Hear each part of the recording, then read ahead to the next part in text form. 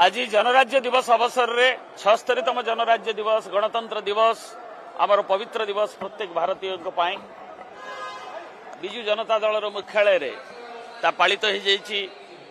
जातीय संगीत गान सह स्वाधीनता संग्राम महान सूरी मान को आमर प्रिय नेता श्रीयुक्त नवीन पट्टनायक दलर मान्यवर सभापति मान्यवर विरोधी दल नेता श्रद्धांजलि ज्ञापन कर देशात्मबोध संगीतर धुन भितर आम प्रतीकात्मक भाव में स्वाधीनता संग्राम दायद को संवर्धित करने सहित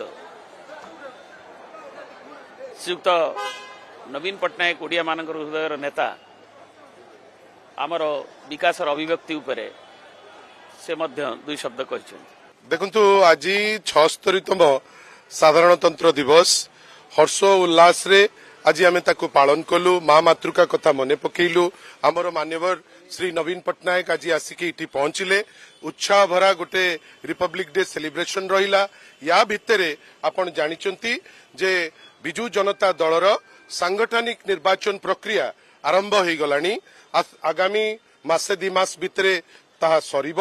निर्वाचन परे जो थिला आमर युव कमिटी छात्र कमिटी महिला कमिटी आपण लीगल सेल विभिन्न प्रकार सेल जो थिला ए सब सेल निर्वाचन परे नॉर्मली तार कार्यकाल जेतबेले सरी थाए ताकू एक्सटेंड करा जाइतिला डिसेंबर पर्यंत।